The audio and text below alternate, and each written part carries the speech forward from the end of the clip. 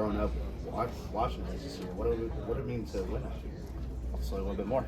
It's just I don't really have many that are higher value than others. For me, I just want to win the next one. But the Bristol night race was one that was a little higher for me, and then just a home track win would be big as well. Simply for the fact that I've been able to win on the infield road course here and a quarter mile up front, and even the 5th mile before it was turned to dirt. Got trophies from all the different Texas Motor Speedway layouts except the track. So certainly looking for that one still. Now that we're basically a quarter of the way through the year, but a variety of tracks, how do you feel RFK's performance is at, especially compared to like last year, for example? Yeah, I mean, it's crazy to think we're quarter way through the year, and I think this is our second real mile and a half. Now that Atlanta's not really that, so it's kind of hard to get a read on this style of racetrack off of one. We certainly had some speed today. Really thought our qualifying lap was going to hold up a little better than that. So got a little bit of work to do yet, but overall, I'd say our season's been strong. We've got a lot of top tens. We're so close in Phoenix, so a runner-up there. We've been fast with wet laps at probably half of our races so far. So that's all good. Like, we're in a really good spot.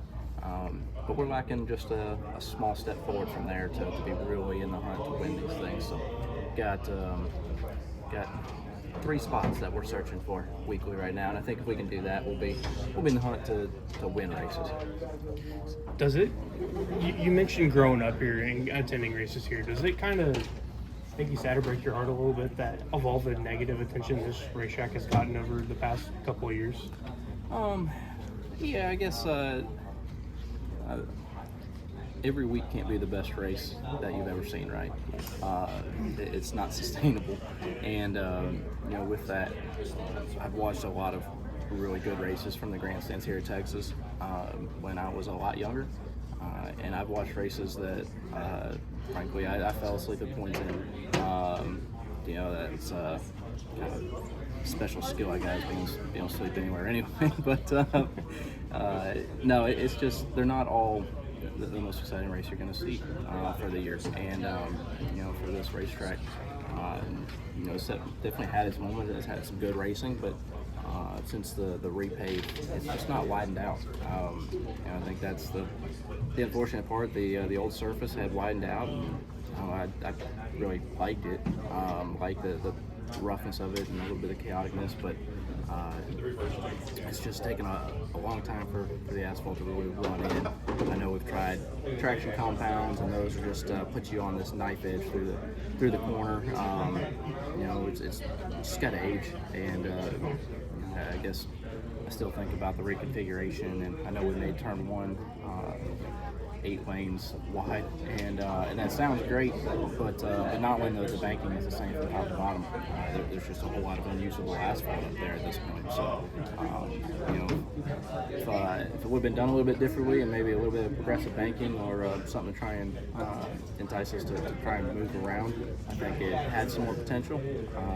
Maybe it will get there as it does wear out the bottom, hopefully in time, but and the next thing is just asphalt's so good nowadays, it doesn't wear as quick either, so it's a lot of challenges facing us. And with all the the lack of passing and whatnot, I know you say that every race can be a good race, but this track does seem like it's tough to pass.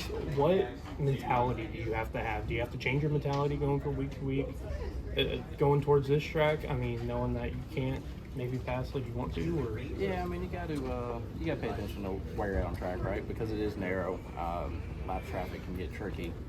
Just setting up for a pass and dealing with dirty air, which it's going to be tricky at any of the faster racetracks. Dirty air is going to be in the conversation. It's never going away, I promise. No matter how much stuff we change, we will fight dirty air, and that's okay. We just need racetrack to be able to find something a little bit cleaner.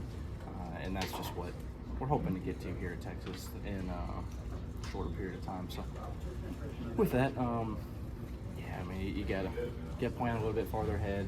Just like a truck race last night.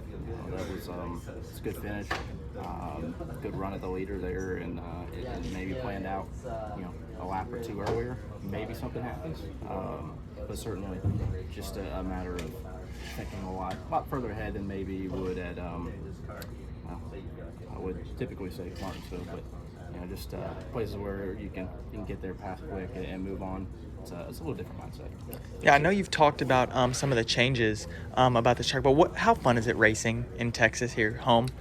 Yeah, it's always just special to come back and watch a race on track that grew up watching. Grew up on the backstretch, or behind the backstretch on the 5th mile. It's neat to see it. I've been out here for countless good guys car shows through the years when I was real young. I think my first laps on the big track were in the back seat of a 67 Chevelle when we were doing the cruises for those car shows. So it's just cool to have those memories and come back and get on the track that took a lot of growing up at, and my first laps in a race car were on that 5th mile when tried to my hand at 4 wheels. So it's just cool. It's always nice coming home. Does it mean more? It would a little bit. I don't say that about many races. To me, I get asked a lot at the beginning of the year. It's the 500, Daytona 500. How much more would this one mean? And I think I hurt people's feelings when I say it wouldn't. I just want to win the next one, but Texas just has a little bit closer place to your heart. And like I said, just the amount of time I've spent out of this racetrack really won that trophy from the big track. Yeah. So would you rank this where would you rank it in terms of how much it means? It's in my top 3 for sure. Okay, awesome. And then we were here at Media Day. We talked with you. What has gone into your mentality? Has anything changed from then to now? Really not, no. I'd say if we could have won a race in the meantime, would have come into this one and said, all right, we can take some more chances, but that's unfortunately not the case for us. So, no, really, the same things still apply. Figure out how to pass race cars, try and get that first big win in Texas. Yeah, so I didn't get to ride with you, but a lot of the media members rode with you in the race car. How cool was that? What was that like? It was a lot of fun. It was cool, and Team Texas taking care of everybody to be able to do that.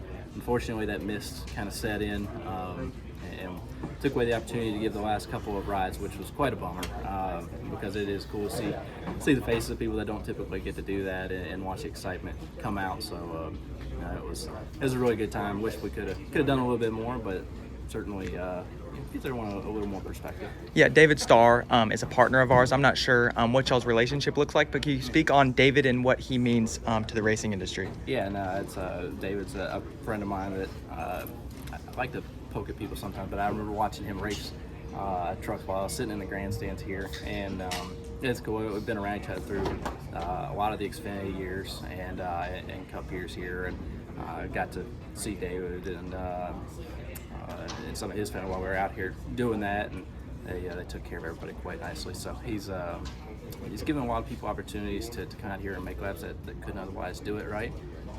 My sister, my dad have all actually been able to run Team Texas before I actually knew David, so that's kind of cool too. But it is neat, and it's a pretty neat experience. We were getting some pretty good speed out of those cars here. Yeah, absolutely. So the car that you use, the red, white, and blue, it's actually our company's car. So it was really cool seeing you in that. What did you think of the overall look of the car? We take a lot of pride in it. I was just curious what you thought. Well, now you're going to try and make me think farther back than yesterday, but I know usually I don't get to see the paint schemes from in the car, so I don't even remember. It was so much of a whirlwind. I don't quite recall. Yeah, no worries. And then my final question, more broad though, how important are connections in this industry? Yeah, man, it's everything. Know it from a very young age, and realize that you gotta play everything you can along the way. Made some really good friends through racing through the years, all across the country, which is really cool. So makes big differences. It's just nice to have those quality relationships going forward, but also had some good help just from trying to make friends through the industry growing up.